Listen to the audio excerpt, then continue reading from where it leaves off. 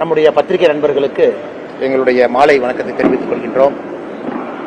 தமிழகம் முழுவதுமே நம்முடைய தலைவர்கள் பாரதிய ஜனதா கட்சி போட்டியிட்ட இடங்கள், நம்முடைய கூட்டணி கட்சிகள் போட்டியிட்ட இடங்கள், நம்முடைய தோழமை கட்சிகள் போட்டியிட்ட இடங்கள்ல நம்முடைய தலைவர்கள் கட்சியினுடைய செயலாக்கத்தை ஆராய்ந்து கொண்டிருக்கின்றார்கள் எல்லா இடத்திலும். அதே போல கோயம்புத்தூர் பாராளுமன்ற தொகுதிக்கு நம்முடைய மூத்த தலைவர், முன்னாள் மாநில தலைவர், முன்னாள் அமைச்சர் ஐயா பொன் ராதாகிருஷ்ணன் அவர்கள் கோயம்புத்தூர்ல நம்முடைய குறிப்பாக பாரதிய ஜனதா கட்சியினுடைய தலைவர்களை, இந்த பாராளுமன்றத்தினுடைய பொறுப்பாளர்களை சந்தித்து இன்று அவர்களிடம் ஒரு ரிவ்யூ மீட்டிங் எடுத்துக்கிட்டு இருக்கிறாங்க. நான் இந்த நிகழ்ச்சியில வேட்பாளராக பங்கெடுப்பதற்காக வந்திருக்கின்றேன். பத்திரிகை நண்பர்கள் காத்திருக்கீங்க, எனக்கு தெரியல, நான் பிரஸ் மீட் முடிஞ்சிருக்கும் நான் நினைச்சிருந்தேங்க. அதனால் நான் இன்று வேட்பாளராக இந்த நிகழ்ச்சியில பொன்னார் ஐயா அவர்கள் தலைமையில் நடக்கக்கூடிய இந்த நிகழ்வுல குறிப்பாக நம்முடைய தொண்டர்கள், தலைவர்கள் எல்லோரும் ஒரு காரணம் சொல்லுவாங்க. அதை ஆராய்வதற்காக வந்திருக்கக்கூடிய பொன்னாரண்ணன் நிகழ்வில் நானும் பங்கெடுத்துக் கொண்டிருக்கின்றேன். கிட்டத்தட்ட மத்தியானத்துக்கு மேல இந்த நிகழ்வு நடந்து கொண்டிருக்கிறது. 6 சட்டமன்ற தொகுதியிலிருந்து அனைத்து இடத்திலும் கூட நம்முடைய கிளை தலைவர்கள் ஆரம்பித்து நம்முடைய முக்கியமான பொறுப்பாளர்கள் யாருக்கெல்லாம் அழைப்பு கொடுத்திருக்கிறோமோ அவங்க எல்லாம் வந்திருக்கிறாங்க. தமிழ்நாடு முழுவதும் இது நடந்து கொண்டிருக்கிறது. நோக்கம் என்ன? அடுத்து வரக்கூடிய தேர்தலுக்கு நம்முடைய கட்சியை தயார்படுத்துவது. அதே நேரத்தில் இந்த முறை இந்த 2024 பாராளுமன்ற தேர்தலில் நாம் சந்தித்திருக்கக்கூடிய நல்ல நிகழ்வுகள், நல்ல வெற்றிகள் எல்லாத்தையும் தாக்குப்பிடித்து அதை அப்படியே வச்சு அதிலிருந்து அடுத்த தேர்தலுக்கு அதை பில்டு பண்ணிட்டு போகணும். அதே நேரத்தில் நம்ம எதிர்பார்க்காத இடத்துல நிறைய இடத்துல நம்ம தோல்விகளையும் சந்தித்திருக்கின்றோம். ஒரு ஆர்கனைசேஷன் அடிப்படையில் எதிர்பார்த்த வாக்குகள் சில இடத்துல வரல, இன்னும் அதிகமாக வந்திருக்கும் என்று நினைத்தோம், வரல. அதையும் கூட ஆராய்ந்து ஏன் நடந்தது அப்படிங்கறதையும் பார்க்கிறோம். இரண்டும் கலவைதான் இந்த தேர்தலை பொறுத்த வரைக்கும். ஏன்னா அடுத்து நடக்கக்கூடிய உள்ளாட்சி தேர்தலாக இருக்கட்டும், 2026 சட்டமன்ற தேர்தலாக இருக்கட்டும், கட்சியை தயார்படுத்தி வைக்க வேண்டும். அதற்கு குறிப்பாக ஆர்கனைசேஷன் அடிப்படையில் இந்த ரிவ்யூ மீட்டிங் நடந்து கொண்டிருக்கிறது. அதனால கோயம்புத்தூர்ல இருக்கக்கூடிய எல்லா நம்முடைய பத்திரிகை நண்பர்களுக்கும் மறுபடியும் என்னுடைய வணக்கத்தை தெரிவித்து, உங்களுக்கு கேள்வி இருக்குன்னா டைரக்டா கேள்விங்கன்னா பதில் சொல்றோம்.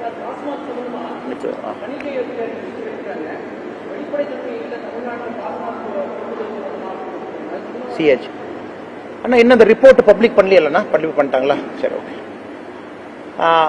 குறிப்பாக நம்முடைய மத்திய அரசு இண்டிபெண்டன்டாக இயங்கக்கூடிய சிஏஜி, கம்பென்ட்ரோல் அண்ட் ஆடிட்டர் ஜெனரல், அவர்கள் அனைத்திடத்திலும் கூட ஒரு ஸ்டேட் கவர்மெண்ட்டுக்கு கீழே இயங்கக்கூடிய நிறுவனத்தை கூட அவங்க ஆய்வு செய்து, குறிப்பாக பினான்சியல் டிரான்ஸ்பரன்சி, இன்டெகிரிட்டி, அந்த நிறுவனம் எப்படி இயங்குது, அதனுடைய வெளிப்படை தன்மை எப்படி, அதுல அக்கவுண்டிங் சிஸ்டம் எவ்வளவு டிரான்ஸ்பரண்டா இருக்கு, அதில் கவர்மெண்ட் ஆஃப் இந்தியா பிரிஸ்கிரைப் பண்ணியிருக்கக்கூடிய அக்கவுண்டிங் ஸ்டாண்டர்ட்ஸ் இதெல்லாம் சரியா இருக்கா அப்படிங்கிறது சிஏஜி நிறுவனம் எப்பொழுதுமே தணிக்கை செய்வாங்க. குறிப்பாக தமிழகத்தில் நம்முடைய டாஸ்மார்க் நிறுவனத்தை பொறுத்தவரை சிஏஜி அதே போன்ற தணிக்கை செய்து, நான் என்ன ரிப்போர்ட்டை படிக்கலீங்கன்னா, நான் மேற்பார்வை மட்டும்தான் பார்த்தேன். அவங்க மேலோட்டமாக சொல்லியிருப்பது எனக்கு தெரிந்தவரை இந்த மாதிரி இதுல வந்து அக்கவுண்டிங் டிரான்ஸ்பரன்சி இல்லை என்று, குறிப்பாக டாஸ்மார்க்கு வரக்கூடிய வருமானம், அவங்க காட்டக்கூடிய கணக்கு வெளிப்படை தன்மையாக இல்லை என்பது சொல்லியிருக்காங்க. இதுக்கு வந்து ஒரு சிம்பிள் உதாரணங்கண்ணா, டாஸ்மார்க் நிறுவனத்தினுடைய ஆனுவல் ரிப்போர்ட் அதை யாராச்சும் போய் எடுக்கணும்னு நினைச்சீங்கன்னா ரொம்ப கஷ்டப்பட்டு தொலாவணும். எந்த நிறுவனம் எவ்வளவு சப்ளை பண்றாங்க, டாஸ்மார்க் வந்து யாருகிட்ட இருந்து கொள்முதல் பண்றாங்க, ஏன்னா எல்லாமே மறைச்சிருப்பாங்க. அது ரொம்ப கஷ்டப்பட்டு நீங்க தேடினீங்கன்னா தான் டாஸ்மார்க்கினுடைய ஆனுவல் ரிப்போர்ட்டே உங்களுக்கு கிடைக்கும். காரணம், தமிழக அரசை பொறுத்தவரை, டாஸ்மார்க்கை பொறுத்தவரை அங்கே இருக்கக்கூடிய பல விஷயங்களை மறைக்க வேண்டும் என்பதற்காக உங்களை போன்ற, என்னை போன்ற சாதாரண குடிமகன் ஒரு ஆனுவல் ரிப்போர்ட்டை எடுக்கிறதே அங்க கஷ்டம். அதனால சிஏஜி இது போன்ற அறிக்கை கொடுத்திருப்பது ஆச்சரியம் இல்லை, அது எக்ஸ்பெக்டட் தான். இன்னும் அந்த அறிக்கையை தெளிவாக நாங்கள் பார்க்கவில்லை, பார்ப்பதற்கான வாய்ப்பு எனக்கு கிடைக்கல. நாளை அடுத்து நடக்கக்கூடிய பிரஸ் மீட் அதை பத்தி டீட்டெயிலா பேசுறோம்.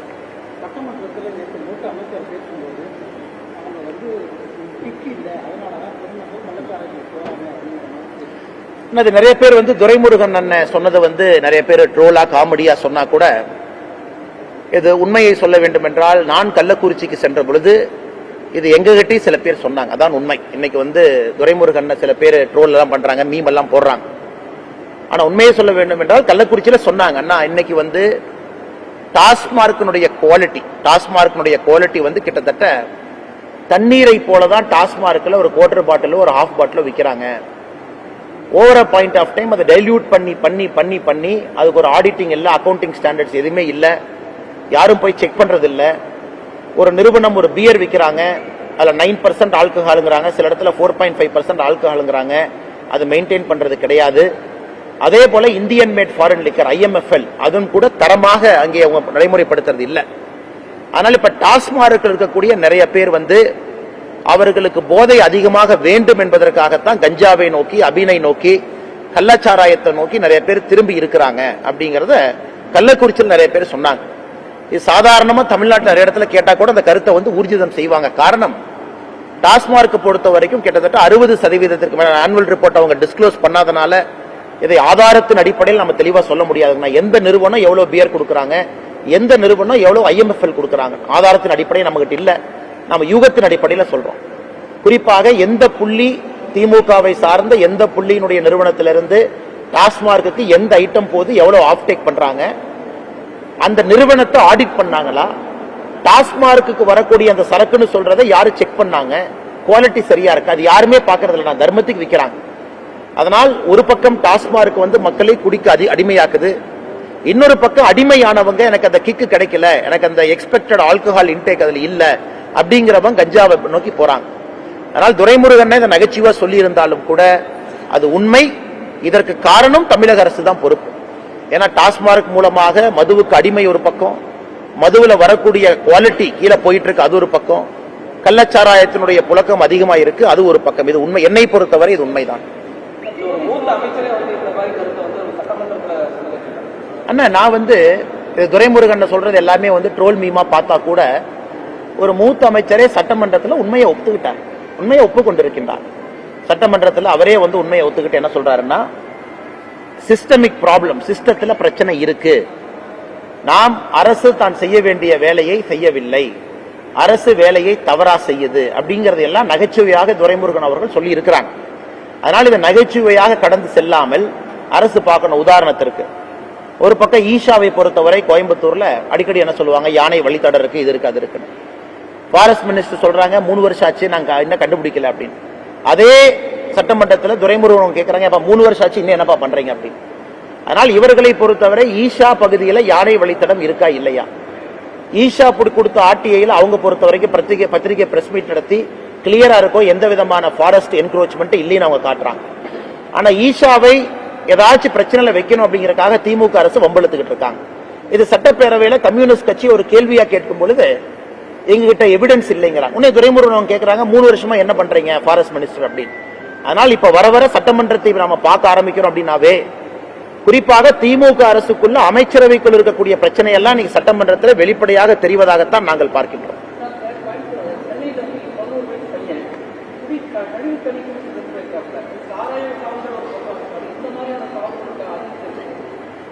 சென்னையை பொறுத்தவரை உண்மையாலுமே சுகாதாரம் என்பது அதல பாதாளத்தில் இருக்கு. உதாரணத்துக்கு எடுத்துக்கிட்டீங்கன்னா, ஸ்வச்ச பாரத் சர்வேல வந்து 44, 46வது இடத்துல இருந்த சென்னை இன்னைக்கு எங்க இருக்குன்னு உங்களுக்கு தெரியும். 100வது பொசிஷன்லாம் தாண்டி 200வது பொசிஷன் நோக்கி போயிட்டு இருக்கும். ஆனால் சென்னையை பொறுத்தவரை சுகாதாரம் என்பது மிக அதல பாதாளத்தில் இருக்கு. மக்கும் குப்பை, மக்காத குப்பை எல்லாம் அவங்க பிரிக்கிறதே கிடையாது. அதனுடைய அடுத்த வெளிப்பாடு இது எக்ஸ்பெக்டட் தான். அடுத்த வெளிப்பாடு ஒரு மழை தண்ணீர் வரும் பொழுது இதெல்லாம் கலக்கும், மக்கும் குப்பை இதெல்லாம் கலந்து தண்ணி வந்து குடிநீர் பைப்போட கலக்க ஆரம்பிக்கும், அதை மக்கள் குடிக்க ஆரம்பிப்பாங்க. ஆனா இதை பத்தி எதுவுமே சுகாதாரத்துறை அமைச்சர் பேசுவது கிடையாது, யாரும் பேசுவது கிடையாது. இது சென்னையில வந்து நீங்க ஒருத்தர் அப்படின்னு எடுத்தா கூட, இன்னைக்கு ஒருத்தர் அப்படின்னு நம்ம பாக்குறோம், மீடியா கேட்பாங்க என்ன ஒரு பையன் தானே இறந்திருக்கான் அப்படின்னு. ஒரு பையன் இறந்தான் என்று சொல்வதை விட எத்தனையோ பேர் எத்தனையோ நோயில மாட்டி இருக்கின்றார்கள், குறிப்பாக சென்னையை பொறுத்தவரை. காரணம், அடிப்படை சுகாதாரம் என்பது அங்க அதல பாதாளத்தை நோக்கி சென்று கொண்டிருக்கிறது. ஆனா இது சட்டப்பேரவையில் இதை பத்தி விவாதம் நடப்பது கிடையாது, இதை பத்தி சுகாதாரத்துறை அமைச்சர் பேசுவது கிடையாது. இதை தவிர எல்லாமே திமுக அரசுல பேசுவாங்க. தமிழக அரசு தேர்தல் பணியில் ஈடுபட்ட அரசு ஊழியர்கள் குறிப்பாக காவல்துறையினருக்கு பயணப்படி இன்னும் கொடுக்கல அப்படின்ற மாதிரி அவங்க சம்பந்தமாக நாங்களும் ஒரு அறிக்கை கொடுத்திருக்கோங்க. அது உண்மைதான். குறிப்பாக தமிழகத்தினுடைய காவல்துறை நண்பர்களுக்கு தேர்தல் பணியில யாரெல்லாம் ஈடுபட்டிருக்காங்களோ அது எலெக்ஷன் கமிஷன் ஆஃப் இந்தியாவுடைய ஸ்டாண்டிங் ஆர்டர். அது எலெக்ஷன் கமிஷன் ஆஃப் இந்தியா ஆண்டாண்டு காலமாக காவல்துறை அவர்களுக்கு சில நேரத்தில் சிறப்பு ஊதியம் அதை கொடுக்கறாங்க. அது பயணப்படியா வருது, வேறு வேறு கேட்டகரியில கொடுக்கறாங்க. ஆனா தமிழக அரசை பொறுத்தவரை அது கொடுக்கல. கள்ளச்சாராய மரணங்களுக்கு உடனடியாக 10 லட்சம் ரூபாய் எடுத்துக்கொண்டு ஓடி செல்லக்கூடிய தமிழக அரசு மக்களுக்காக போராடக்கூடிய காவல்துறைக்கு எலெக்ஷன் கமிஷன் சொல்லி இருக்கக்கூடிய ஸ்டாண்டிங் ஆர்டர்ஸ் படி தேர்தல் பணியில யாரு ஈடுபட்டு இருக்காங்களோ இன்னுமே கொடுக்கல. தேர்தல் முடிஞ்சு, கவுண்டிங் முடிஞ்சு, எம்பி எல்லாம் பதவி பிரமாணம் முடிஞ்சு, பார்லிமெண்ட் முதல் செஷனும் முடிய ஆரம்பித்திருக்கிறது. அதனால் இதை பற்றி நாங்களும் ஒரு விரிவான அறிக்கையை நேற்று கொடுத்திருக்கோம். இது உண்மையாலும் கண்டிக்கத்தக்கது. காரணம், முதலமைச்சர் அவர்கள் நேற்று காவல்துறை சம்பந்தப்பட்ட துறை ரீதியான கோரிக்கைகள்லாம் பதில் சொன்னாங்க. இதை பற்றி முதலமைச்சர் அவர்கள் பதில் சொல்வாங்க, உடனடியாக அதுக்கு சம்பந்தப்பட்ட நடவடிக்கை எடுப்பாங்கன்னு பார்த்தோம். அதற்கும் முதலமைச்சர் பதில் சொல்லல. அதனால் அது ஏமாற்றம் மட்டும்தான் அனைவருக்கும் மிஞ்சி இருக்கிறது.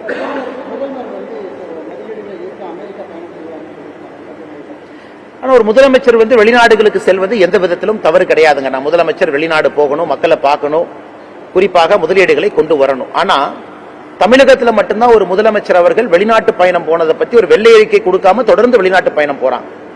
உதாரணத்துக்கு துபாய் போறாங்க. துபாய் போயிட்டு வந்ததுல அவங்க கமிட்மெண்ட் என்ன? 2 வருஷத்துக்கு மேல ஆகுது. அவங்க கமிட்மெண்ட் என்ன? எந்த நிறுவனத்திலிருந்து பணம் வந்திருக்கு, எத்தனை வேலை வாய்ப்பை உருவாக்கி இருக்கிறாங்க? கிடையாது. அதே போல சிங்கப்பூர் போனாங்க, ஜப்பான் போனாங்க. அது கமிட்மெண்ட் என்ன? எவ்வளவு பணம் வந்திருக்கு? நன்றிங்கண்ணா. எவ்வளவு பணம் வந்திருக்கு, அதனால எத்தனை வேலை வாய்ப்பு உருவாயிருக்கு? இல்ல. ஜனவரியில 2023-24 இந்த ஜனவரியில வேர்ல்டு இன்வெஸ்டர் சமிட்ஸ் நடத்தினாங்க. கிட்டத்தட்ட 6 லட்சம் கோடி ரூபாய் வந்திருப்பதா சொன்னாங்க. அதை பத்தி ஒண்ணுமே பேசல. புரிந்துணர்வு ஒப்பந்தத்தை தாண்டி அந்த பணம் வருவதற்கான என்ன வேலை நடந்திருக்கு? இதெல்லாம் முடிய சட்டப்பேரவையில் ஒரு அமைச்சர் சொல்றாங்க, முதலமைச்சர் அவங்க அமெரிக்கா போறாங்க, மறுபடியும் பணம் வாங்கி கொண்டு வருகின்றார்கள். அதனால் முதலமைச்சருடைய பயணம் அவருடைய தனிப்பட்ட பயணமாக இருந்தால் எங்களுக்கு சந்தோஷம். தனிப்பட்ட முறையில் முதலமைச்சர் போயிட்டு வரட்டு. ஆனா அரசு செலவுல முதலமைச்சர் ஒரு பயணமாக இத்தனை IAS அதிகாரியை கூட்டிட்டு போகும் பொழுது மக்கள் அக்கௌண்டபிலிட்டியை கேட்கிறாங்க. மக்கள் கேட்கிறாங்க, இதுவரை 3 ஆண்டுகள்ல முதலமைச்சர் சென்ற பயணத்தினால் தமிழக மக்களுக்கு கிடைத்த லாபம் என்னன்னு கேட்டீங்கன்னா, துபாயிலிருந்து ₹1 வரலீங்கன்னா, ஜப்பான் வரல, சிங்கப்பூர் வரல, உலக முதலீட்டாளர் மாநாட்டை பத்தி நமக்கு தெரியாது. கிட்டத்தட்ட அதுவும் 6 மாசம் ஆகிற காரணத்தினால இன்னைக்கு அவங்களும் ஒரு வெள்ளை அறிக்கை கொடுக்கணும். எதுவுமே கொடுக்காம முதலமைச்சர் தொடர்ந்து வெளிநாட்டு பயணம் செல்வதனுடைய மர்மம் என்ன அப்படிங்கறது ஒரு சாதாரண மனிதனுடைய கேள்வியா இருக்கு.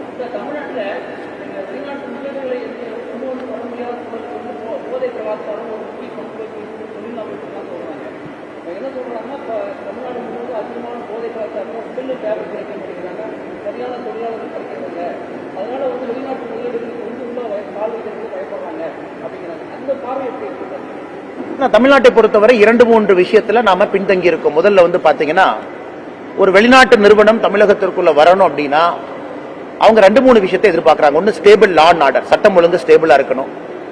இரண்டாவது, ஒரு சிங்கிள் விண்டோ கிளியரன்ஸ், எந்த விதமான பவர் சென்டர் இல்லாம வேலை நடக்கணும்.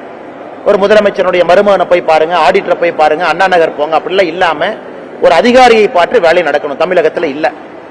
மூன்றாவது, கல்வி மூலமாக கிடைக்கக்கூடிய எம்ப்ளாய்மெண்ட், எம்ப்ளாயபிலிட்டி, இந்த இரண்டும் நல்ல ஒரு அளவுகோல்ல இருக்கணும்.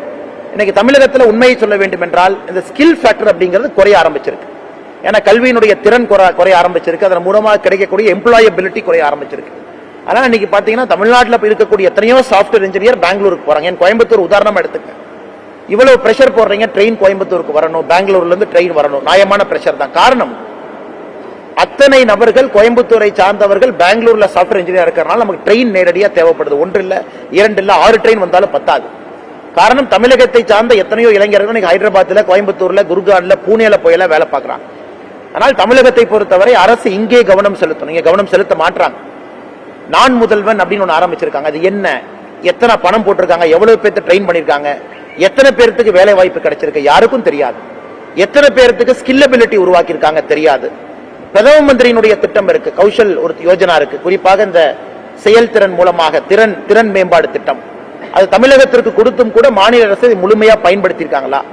அதனால இன்வெஸ்ட்மெண்ட்டை பொறுத்த வரைக்கும் தமிழகம் பின்தங்க ஆரம்பிச்சிருச்சு. ஒரு பெங்களூரோ, ஹைதராபாத்தோ, அது சந்திரபாபு நாயுடு அவர்கள் வந்த பிறகு ஆந்திர பிரதேசோ, குறிப்பாக குர்கானோ, ஹரியானாவோ, மகாராஷ்டிராவோ, இவர்கள்லாம் முன்னிலையில போக ஆரம்பிக்குது. தமிழகத்தை பொறுத்தவரை நாம டீசல் ரேட் ஆக ஆரம்பிச்சிருப்பதுதான் உண்மை. பல காரணங்கள், அதில் நிச்சயமாக போதை கலாச்சாரமும் ஒரு காரணம்.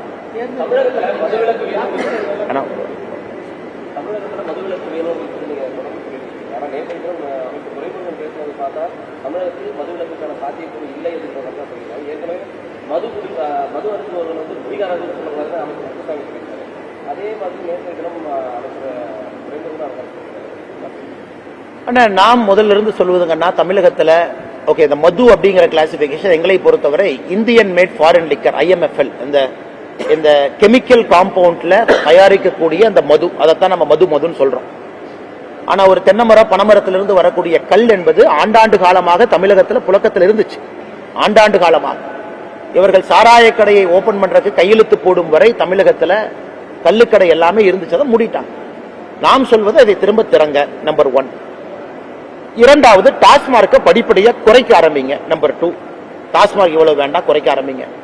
மூன்றாவது, அரசே முன்னாடி இருந்து ஒரு வியாபாரியை போல சாராயத்தை விற்க வேண்டாம். இந்த 3 நம்ம சொல்றோங்கண்ணா. அதனால தமிழகத்துல மது விலக்கு அப்படிங்கறது ஏற்கனவே நாமளும் சொல்லி இருக்கின்றோம். அது சாத்தியம் இல்லாதது. காரணம் 100% ஆல்கஹால் ஃப்ரீ ஸ்டேட் கொண்டு வர முடியாதுங்கண்ணா.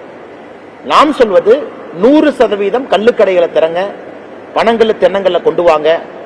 குறிப்பாக இந்த லிக்கர் IMFL அப்படிங்கறத ரெகுலேட் பண்ணுங்க.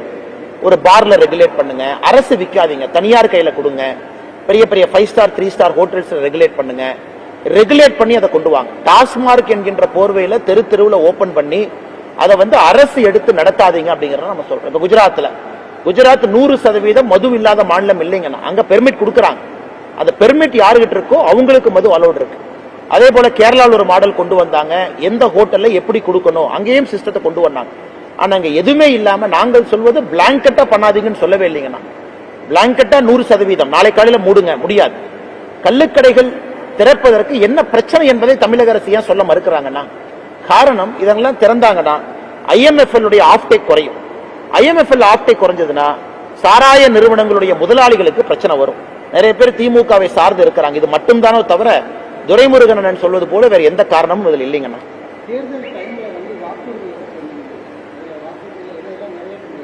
எல்லாத்தையுமே நிறைவேற்றலாங்கண்ணா. எல்லாத்தையுமே படிப்படியாக கோயம்புத்தூரை பொறுத்தவரை கொடுத்திருக்கக்கூடிய வாக்குறுதிகள் முக்கியமான வாக்குறுதிகள், நிறைவேற்றப்பட வேண்டிய வாக்குறுதிகள், இந்த நகரத்தினுடைய வளர்ச்சிக்கான வாக்குறுதிகள்.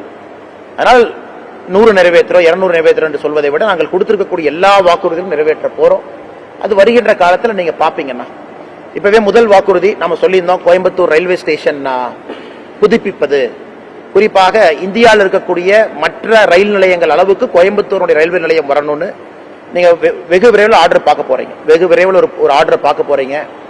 கோயம்புத்தூருடைய ரயில்வே நிலையம் அடுத்த கட்டத்திற்கு போகும். இன்க்ளூடிங் ஹோட்டல் சொல்ல வரப்போகுது, இன்க்ளூடிங் மல்டி ஸ்டோரி பில்டிங் சொல்ல வரப்போகுது. இது நம்முடைய தேர்தல் வாக்குறுதியில நம்ம கொடுத்திருக்கக்கூடிய ஒரு வாக்குறுதி. அதெல்லாம் இந்த பட்ஜெட்ல நீங்க அறிவிப்பு பார்ப்பீங்க. ஆனால் எங்களை பொறுத்தவரை 5 பட்ஜெட் இருக்கு. இந்த 2024 இருந்து 29 வரை 5 பட்ஜெட் இருக்கு. பட்ஜெட்டரி சப்போர்ட்ல சில விஷயங்கள் செய்ய வேண்டும். சில விஷயங்களை ஒரு துறை சார்ந்து கொண்டு வரணும். ஆனால் ஒரு அமைச்சராக சந்தித்து இப்பவே பேச ஆரம்பிச்சிட்டோம். அதனால எங்களுடைய கமிட்மெண்ட், நாங்கள் சொல்லி இருக்கக்கூடிய வாக்குறுதிகளை நாங்க செயல்படுத்த ஆரம்பிச்சிருவோங்கண்ணா. அதுக்கு இந்த முதல் பட்ஜெட்லயே சில வாக்குறுதிகளை நீங்க பார்க்க ஆரம்பிப்பீங்க. அது முக்கியமா இந்த ரயில்வே ஸ்டேஷனை வெகு விரைவில் நீங்க பார்க்க ஆரம்பிப்பீங்க, அறிவிப்பேன்.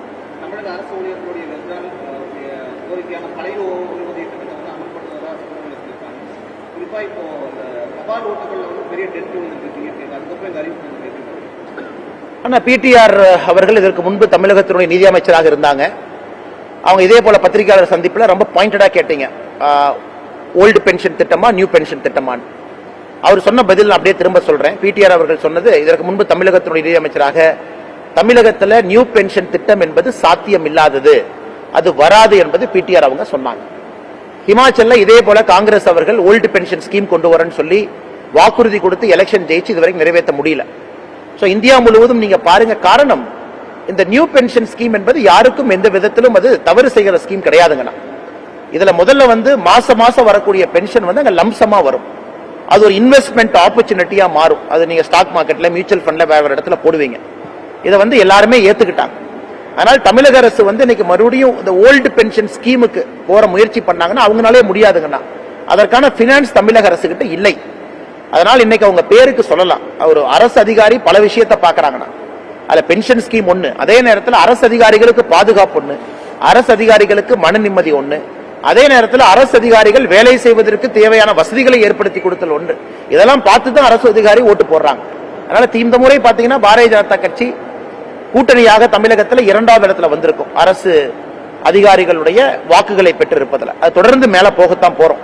எப்பவுமே பாரதிய ஜனதா கட்சிக்கு தமிழகத்தில் அரசு அதிகாரிகளுடைய வாக்கு வராது, பணியாளர்கள் வாக்கு வராதும்பாங்க. ஆனா இந்த முறை 51,000 ஓட்டுக்கு மேல அரசு அதிகாரிகள் பணியாளர்களுடைய வாக்கு பாரதிய ஜனதா கட்சிக்கு வந்திருக்கு. ஆனால் வருகின்ற காலத்தில் நிச்சயமா படித்தவர்கள் அரசு அதிகாரிகள் எல்லாம் மாற ஆரம்பிச்சுட்டாங்கன்னா, அதனால திமுக பேனிக் ஆகி என்ன வேணாலும் சொல்லலாம். இதற்கு பல காரணங்கள் இருக்கு. விஏஓ திமுக ஓட்டே போட மாட்டாங்க, காரணம் மணல் திருடவன்லாம் வந்து அடிக்க வர்றான். காவல்துறை எதுக்காக திமுக ஓட்டு போடுவாங்க? எந்த காலத்திலயும் திமுக ஓட்டு போட மாட்டாங்க. அதனால் ஒரு அரசு அதிகாரிகள் குழுமமும் ஒரு குரூப்பும் திமுகவை விட்டு வெளியே வர ஆரம்பித்து விட்டார்.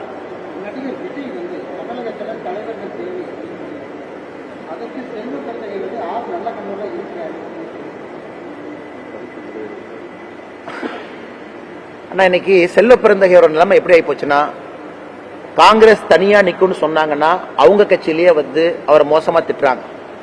ஆல் இந்தியா காங்கிரஸ் கமிட்டி அன்னைக்கு நைட்டே அறிக்கை விடுறாங்க, காங்கிரஸ் கட்சி வாழ்க்கையில தனியா போட்டியிடாது, எப்பொழுதுமே திமுகவுக்கு அடிமையாக சேவை செய்வதற்காக தமிழகத்தில் ஒரு கட்சி இருக்குன்னா காங்கிரஸ் கட்சி அப்படிங்கறத அகில இந்திய காங்கிரஸ் கமிட்டியினுடைய அறிக்கை வந்து தெள்ள தெளிவா நமக்கு காட்டுதுங்கன்னா. இது ஒரு பக்கம். இன்னொரு பக்கம் செல்வ பெருந்தை அவர்கள் இன்னைக்கு திமுக பேசுறதெல்லாம் அவரு பேசுறார். இத்தனைக்கும் நான் ஒரு இடத்துல சொல்லி இருந்தேங்கன்னா, இந்திரா காந்தி அம்மையார் அவர்கள் எமர்ஜென்சி முடிந்த பிறகு இந்தியாவை விட்டு செல்வதற்காக ஒரு தனியார் விமானத்தை தயார் பண்ணி வச்சாங்க. பாம்பேக்கு ராஜீவ்காந்தி அவங்க அனுப்பிச்சு அதற்காக பேச்சுவார்த்தை ஆரம்பிச்சாங்க. காரணம், எமர்ஜென்சி தோல்விக்கு பிறகு நாட்டு மக்களுடைய மனநிலை எப்படி இருக்கும் என்பது அம்மையார் இந்திரா காந்தி அவர்களுக்கு தெரியவில்லை. இது தெரிந்த பிறகு மூத்த தலைவர்கள் மொரார்ஜி தேசாய் அவர்கள், ஜெயபிரகாஷ் நாராயணன் அவர்கள் இந்திரா காந்தி அம்மையாரை தனியா சந்திச்சு அதெல்லாம் எதுவும் நடக்காதுன்னு உறுதி சொன்ன பிறகு இந்தியாவில் அவங்க தங்கினாங்க. இது உண்மை. இதை வந்து வரலாற்று ஆசிரியர்கள் எல்லா இடத்துலயும் பதிவு பண்ணிருக்காங்க. சமீபத்தில் நீரஜா சௌத்ரி ஒரு பெரிய ஒரு journalist, how prime ministers decide, அந்த புத்தகத்தில் அதை பத்தி விலாவரியா ஒரு சாப்டர் எழுதியிருக்காங்க. ஆனா செல்வ பெருந்தகை அதெல்லாம் படிக்கிறது இல்லையே. அவர் 4 கட்சி மாறி எனக்கு 5வது கட்சியில் இருக்கார். இதற்கு முன்பாடி விடுதலை சிறுத்தைகள் கட்சியில் இருந்த பொழுது காங்கிரஸ் அலுவலகத்தையே போய் தாக்குனவர் இன்னைக்கு தமிழ்நாடு காங்கிரஸ் கட்சியினுடைய தலைவரா இருக்கிறாங்க. அவர் ஒரு பெரிய அறிக்கையை விடுறாரு, எனக்கு அரசியல் தெரியாது, நான் ஏதோ மலைக்கு முளைத்த காலான்னு ஏதோ சொல்றாங்க. இன்னைக்கு இதுதான் செல்வ பெருந்தகையோருடைய அறிவு. அவருடைய அறிவு வந்து இவ்வளவுதாங்க, இதுதான் அவருடைய அறிவு. இந்திய சரித்திரம் தெரியாது, இந்தியாவில் என்ன நடந்தது தெரியாது, எமர்ஜென்சிக்கு பிறகு என்ன நடந்தது தெரியாது. ஆனால் தமிழகத்தில் நிச்சயமா தலைவர்களுக்கு பற்றாக்குறை இருக்கல், எந்த மாற்று கருத்தும் இல்லை. தலைவர்கள் நன்றாய் இருந்தா ஏன் தமிழகம் கீழே போக ஆரம்பிச்சிருக்கும்? இன்னைக்கு எல்லா இண்டிகேட்டரையுமே நம்முடைய இவ்வளவு பெரிய பாரம்பரியமாக புகழ் இருக்கக்கூடிய நம்முடைய தமிழகம் ஏன் கீழே போக ஆரம்பிச்சிருக்கோம்னா, இன்வெஸ்ட்மெண்ட்ல கீழே, ஜிஎஸ்டி பெர் கேபிட்டா கலெக்ஷன் கீழே, பிரைமரி எஜுகேஷன் அச்சீவ்மெண்ட் கீழே, எல்லாத்திலும் ஏன் கீழே போக ஆரம்பிக்கிறாங்கன்னா, இருக்கக்கூடிய தலைவர்கள் அதல பாதாளத்துல குடிகார மாநிலமாக அதை மாற்றி வைத்திருக்கின்றார்கள். அதனால் நல்லக்கண்ணு ஐயா மாபெரும் தலைவர். நல்லக்கண்ணு ஐயாவுக்கு நீங்க என்ன பண்ணீங்க? ஒரு பிஹெச்டி ஒரு பட்டத்தை கொடுத்து டாக்டரேட் பட்டம் கொடுத்துட்டா சிறப்புங்களா? நல்லக்கண்ணு ஐயா சொல்லியிருக்கக்கூடிய வாழ்க்கை தகுதிகள் எங்கேயாச்சும் கொண்டு வந்திருக்கீங்களா? அது எதுவுமே கிடையாது. நல்லக்கண்ணு ஐயா வாழ்ந்துக்கக்கூடிய கம்யூனிஸ்ட் கட்சி கள்ளச்சாராய எதிர்த்து ஒரு கண்டன அறிக்கை கொடுத்தாங்களா? ஒரு ஆர்ப்பாட்டம் நடத்தினாங்கன்னா, போராட்டம் நடத்தினாங்களா? கிடையாது. அதே போல எங்க கட்சியிலும் நீங்க கம்யூனிஸ்ட் நல்லக்கண்ணு ஐயா இருக்கிறீங்கன்னு சொன்னீங்கன்னா, அதே போல எங்க கட்சியிலும் வாழும் காமராஜராக ஐயா பொன்னார் அவர்கள் இருக்கிறாங்க. எங்க கட்சியில் இருக்கிறாங்க. வாழும் காமர் திருமணம் செய்து கொள்ளவில்லை, குடும்பம் கிடையாது, சொத்து கிடையாது. குடும்பத்தினுடைய சொத்தெல்லாம் நீங்க கன்னியாகுமரி போய் பாத்தீங்கன்னா நண்பர்களுக்கு தெரியும். குடும்பத்தினுடைய சொத்தை எல்லாம் பிரிச்சு வேற உங்களுக்கு கொடுத்திருக்காங்க. தனியாக இவருடைய வீட்டில் இல்லாம இன்னொருடைய வீட்டில் வசிக்கிறாங்க. இதற்கு முன்பு பல்லாண்டு காலம் பாரதிய ஜனதா கட்சியினுடைய அலுவலகத்துல தொண்டர்களுடைய இல்லத்துல உணவருந்தி தான் கட்சியினுடைய தலைவராக இருக்காங்க. ஆனால் தலைவர்கள் இருக்கிறாங்க, எல்லா இடத்துலயும் இருக்கிறாங்க. ஆனா தலைவர்கள் குறைவாக இருக்கின்றார்கள் என்பதுதான் பொருள். ஒரு பொன்னார் அண்ணன் பத்துமா பாரதிய ஜனதா கட்சிக்கு பத்தாது. அதே போல தமிழகத்தில் ஒரு நல்லக்கண்ணையா பத்துமா பத்தாது. இன்னும் நிறைய தலைவர்கள் வேண்டும் என்பதைத்தான் நடிகர் விஜய் அவங்க குறிப்பிட்டிருக்காங்க. அதனால இதற்கெல்லாம் செல்வ பெருந்தவர்கள் வெகுண்டெழுந்தாங்கன்னா ஆண்டவன் தான் அவரை காப்பாற்றணுங்க. ஆமாங்கண்ணே, அந்த கான்ட்ராக்ட் முடிவு பண்ணது யாருன்னு, எந்த டிபார்ட்மெண்ட் முடிவு பண்ணுச்சுன்னா உதயநிதி ஸ்டாலின். கான்ட்ராக்ட் 600 கோடி ரூபாய். 600 கோடி ரூபாய். இந்த சவுக்கு சங்கர் ஒருத்தர் கைதானார்ல, அவர் போட்ட கடைசி ட்வீட் தான். அவர் போட்ட கடைசி ட்வீட் கைதாக இருக்க முன்னாடி பாருங்க, அதை பத்தி ஒரு ட்வீட்டை போட்டிருப்பாரு. 600 கோடி ரூபாய் கான்ட்ராக்ட். எந்த நிறுவனம் கொடுத்துச்சு? டிசைட் பண்ணது யாரு? ஒரு சைக்கிளுக்கு டியூப் இல்ல, ஒரு சைக்கிளுக்கு டயர் இல்ல, ஒரு சைக்கிளுக்கு வந்து சீட்டு கிடையாது, ஒரு சைக்கிளுக்கு மட்கார்டு இல்ல. இதை கொண்டு வந்து குழந்தைங்களுக்கு கொடுக்குறாங்க. ஒரு குழந்தையும் 400 இருந்து 600 ரூபாய் செலவு செஞ்சுதான் அந்த சைக்கிளை பயன்படுத்த முடியும். அதனால இதை பத்தி எல்லாம் யாரும் பேசவே மாட்டாங்கன்னா, ரொம்ப மோசமான தரமில்லாத சைக்கிளை கொடுத்திருக்கிறாங்க. அது உண்மைதான். இதை மாநில அரசு நடவடிக்கை எடுக்கணும். இந்த கான்ட்ராக்ட் டைரக்டா உதயநிதி ஸ்டாலின் அவர்கள் பரிந்துரை பேர்ல தான் நடந்திருக்கு. இதை திமுக அரசு முதலமைச்சர் அவர்கள் நடவடிக்கை எடுத்து எந்த நிறுவனம் சப்ளை பண்ணாங்களோ அவங்கள பிளாக் லிஸ்ட் பண்ணணும். நேத்து பார்த்து இவ்வளவு பேசியிருக்கோம் சட்டமன்றத்தில். நேத்து ஒரு சென்னையில ஒரு லிப்ட்ல வேலை செய்யாம ஒருத்தர் இறந்து போனார். கட்டினது யாரு? இதற்கு முன்னாடி நாங்க பிளாக் லிஸ்ட் பண்றோம்னு சொன்ன ஒரு தனியார் நிறுவனம் கட்டின பில்டிங் அது. அதனால உங்க பிளாக் லிஸ்டும் பண்ண மாட்டாங்க, நடவடிக்கை எடுக்க மாட்டாங்க. இது போன்ற செயல்கள் தொடர்ந்து நடந்து கொண்டே இருக்கிறது.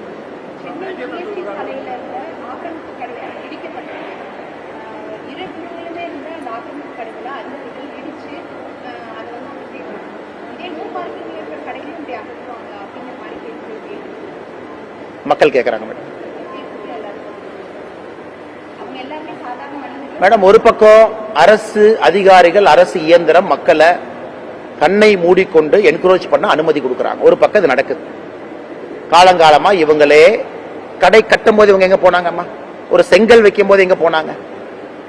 உள்ள ஒரு வேலை செய்ய ஆரம்பிக்கும் போது எங்க போனாங்க? அதிகாரிகள் அதை பாக்குறது இல்லை. கடை கட்டிய பிறகு இந்த பிரச்சனை எல்லா இடத்துலயும் வர ஆரம்பிக்குது. நைட்டா போய் இடிக்கிறது, ஜேசிபியை கொண்டு வந்து, குறிப்பாக சனிக்கிழமை காலையில, ஞாயிற்றுக்கிழமை காலையில, எந்த நாளைக்கு கோர்ட்டுக்கு போக முடியாதோ அந்த நாட்களை தேர்ந்தெடுத்து இது பண்றது. ஆனா அவங்க கட்டும் பொழுது இவர்கள் வேடிக்கை பார்த்துக் கொண்டிருக்கின்றார்கள். கட்டும் போது போய் தடுக்கலாமே, உடனடியாக நடவடிக்கை எடுக்கலாமே. இவ்வளவு தூரம் கட்டி முடித்த பிறகு பொருள் சேதம் ஏற்படுத்தி இதை பண்றாங்க. அதனால இது எல்லா இடத்திலும் இது பிரச்சனை தான். இது ரொம்ப ஒரு ஹியூமனிட்டேரியன் ஆஸ்பெக்ட்ல, மனிதாபிமான அடிப்படையில் செய்ய வேண்டிய வேலை இது. அது ஒன்று மட்டும்தான் எங்களுடைய கருத்துங்க.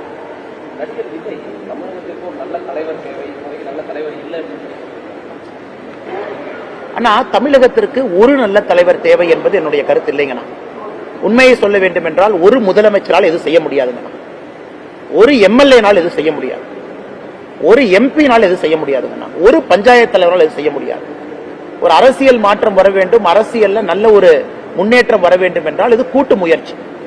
உங்களுக்கு ஆயிரக்கணக்கான பஞ்சாயத்து தலைவர்கள் வேணும், படிச்ச இளைஞர்கள், பெண்கள், பஞ்சாயத்து தலைவர்களா முதல்ல போட்டி போடணும். அந்த ஊர்ல, அவங்க கிராமத்துல, அவங்க ஊர்லயே வசித்துக் கொண்டு மாற்றத்தை கொண்டு வரணும். அது பஞ்சாயத்து தலைவராக வெற்றி பெறுவது கொஞ்சம் எளிது. அந்த ஊர் மக்களுடைய வாக்கு, அங்கேயே இருந்து வேலை செய்யணும். அதே போல 50,000 கவுன்சிலர், 5,000 கவுன்சிலர், ஒன்றிய கவுன்சிலர் சொல்றாங்கன்னா அது ஒரு ஸ்டேஜ்.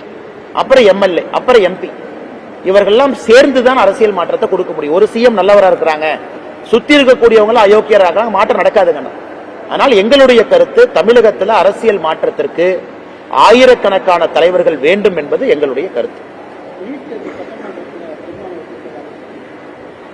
ஆனா நீட் தேர்வை பொறுத்தவரை அது இரண்டு விஷயமா பாப்பங்கண்ணா. ஒன்னு, நேஷனல் டெஸ்டிங் ஏஜென்சி NTA அவர்கள் நடத்தி இருக்கக்கூடிய தேர்வு சரியா நடத்தி இருக்காங்களா? இந்த வருஷம் சரியா நடத்தல. தவறு நடந்திருக்கா? ஆமாம், தவறு நடந்திருக்கு. மத்திய அரசு நடவடிக்கை எடுக்க போறாங்களா? கடுமையான நடவடிக்கை எடுக்க போறாங்க, எந்த மாற்று கருத்தும் இல்லை. அதற்கான வேலைகளை ஆரம்பிச்சுட்டாங்களா? வேலைகளை ஆரம்பிச்சுட்டாங்க. தமிழ்நாட்டில் குரூப் 4, குரூப் 2, குரூப் 1 எல்லா டைமும் வேறு வேறு குளறுபடிகள் நடந்திருக்கு. அதுக்காக எப்பொழுதுமே குரூப் 4, குரூப் 2, குரூப் 1 நம்ம கேன்சல் பண்ணலீங்கன்னா. ஆனால் நீட் தேர்வு குளறுபடி, குறிப்பா நீட் UG, அதற்கான புதிய தேர்வு நேஷனல் டெஸ்டிங் ஏஜென்சி, அதற்கான எல்லா நடவடிக்கையும் எடுக்க ஆரம்பிச்சிருக்கிறாங்க. NTA தலைவரை மாத்திருக்கிறாங்க. அது ஒரு பக்கங்கண்ணா. நீட் தேர்வு தேவையா? இரண்டாவது கேள்வி. நிச்சயமா தேவை. காரணம், தமிழகத்தில் இந்த ஆண்டு ஒரு சிறப்பு ஆண்டு நமக்கு. காரணம், 59% மேல நீட் பாஸ் மார்க். லாஸ்ட் 6 ஆண்டுகள்ல இதான் best performance. All India ranking, போன ஆண்டு ஆல் இந்தியா ரேங்கிங். அதிக மாணவர்கள் அரசு மருத்துவக் கல்லூரிக்குள்ள செல்வதற்கான வாய்ப்பு. கவுன்சிலிங் முடியலீங்கன்னா, கவுன்சிலிங் வந்தா தெரியும். இந்த ஆண்டும் அதிக மாணவ செல்வங்கள் அரசு மருத்துவக் கல்லூரிக்கு போக போறாங்க. ஆனால் நீட்டை பொறுத்தவரை தமிழக அரசு வேண்டாம்னா தீர்மானம் போடுறவங்க ஒரு வெள்ளை அறிக்கை ஏன் கொடுக்க மாட்டாங்க? ஒரு வெள்ளை அறிக்கை சட்டமன்றத்தில் ஒரு புக்கா போட்டு, நீட்டு வர்றதுக்கு முன்னாடி அரசு பள்ளியிலிருந்து எத்தனை பேர் அரசு மருத்துவக் கல்லூரிக்கு போனாங்க, நீட்டு வர்றதுக்கு முன்னாடி முதல் தலைமுறை பட்டதாரிகள் எத்தனை பேர் போனாங்க, நீட்டு வந்த பிறகு எத்தனை பேர் போயிருக்காங்க, ஒரு வெள்ளை அறிக்கை கொடுப்பதற்கு என்ன பிரச்சனை? ஒரே ஒரு பக்கத்துல நீட்டு வேண்டாம் அப்படின்னு எழுதி திரும்ப திரும்ப அதையே பண்றாங்க. இது 3வது முறையோ 4வது முறையோ திரும்ப திரும்ப சட்டமன்றத்தில் அதே தீர்மானம். நாங்கள் கேட்பது, ஒரு வெள்ளை அறிக்கையை கொடுப்பதற்கு என்ன பிரச்சனை? ஆட்சிக்கு 3 ஆண்டுகள் முடிந்திருக்கிறது. 3 ஆண்டுகள் முடிந்திருக்கக்கூடிய திமுக இன்னும் வெள்ளை அறிக்கை எடுக்க முடியாதாங்கன்னா? எல்லா டேட்டாவும் department of health, directorate of ஹெல்த்ல இருக்கு. எல்லா டேட்டா எடுத்து 3 ஆண்டுகள் எடுத்து 2016 இருந்து கம்பேர் பண்ணுங்க. கிட்டத்தட்ட இன்னைக்கு 9 வருஷம் ஆயிடுச்சு. நீட்டுக்கு முன்னாடி 10 வருஷமும், நீட்டு வந்த பிறகு 9 வருஷம் கம்பேர் பண்ணி டேபிள் போட்டு மக்கள் முன்னாடி வச்சிருங்க. மக்கள் முடிவு செஞ்சிட்டோம். அந்த டேபிள் கன்வின்சிங்கா இருந்தா நானே சப்போர்ட் பண்றேன்னா, டேபிள் கன்வின்சிங்கா இருக்காதுன்னா டேட்டா எங்களுக்கு தெரியும். நீட்டை பொறுத்தவரை நீட்டு வந்த பிறகு தமிழக அரசுக்கும் தெரியும், அடித்தட்டு மக்களுக்கு, குறிப்பாக அரசு பள்ளியில் படித்த மாணவர்கள் நீட்டு வந்த பிறகுதான் மருத்துவக் கல்லூரிக்கு அதிகமா போயிருக்கிறாங்க. அதனால எதுவுமே கொடுக்காம, டேட்டாவே கொடுக்காம என்ன ஆர்குமெண்ட் முதலமைச்சர் அவங்க வைக்கிறாங்கன்னா, சுப்ரீம் கோர்ட்டுக்கு இவங்க சுப்ரீம் கோர்ட்டுக்கு போக மாட்டாங்க. எதுக்கோ சுப்ரீம் கோர்ட்டுக்கு போறவங்க தமிழ்நாடு அரசு முதலமைச்சர் பேர்ல சுப்ரீம் கோர்ட்டுக்கு போலாமே, நீட்டு வேண்டான்னு சொல்லலாம். அப்ப சுப்ரீம் கோர்ட் என்ன கேட்கும்? டேட்டா கொடுங்கன்னு கேட்பாங்க. தமிழக அரசு சுப்ரீம் கோர்ட்ல டேட்டா கொடுக்கணும். டேட்டா கொடுத்தா மாட்டிக்குவாங்க. அதனால சுப்ரீம் கோர்ட் கதவுல தட்டவே மாட்டாங்க. ஏன்னா டேட்டா கொடுத்தா மாட்டிக்குவாங்கன்னு தெரியும். அதனால இந்த சட்டமன்றத்துக்குள்ள நடைபெறுகின்ற டிராமா இது. இதனால் எதுவும் நடக்காது என்பதை முழுமையாக தெரிந்து கொண்டு இந்த டிராமாவை தொடர்ந்து முதலமைச்சர் அவர்கள் அரங்கேற்றம் செய்து கொண்டிருக்கின்றார்கள். அது ஏன் கள்ளக்குறிச்சியில கள்ளச்சாராய சாவு, அதனால நீட் டிராமா கொண்டு வாங்க, இதை கொண்டு வாங்க, செங்கோல் பிரச்சனையை கொண்டு வாங்க. இதை தவிர உருப்படி என்ன நடந்திருக்கு இந்த சட்டமன்றத்தில்?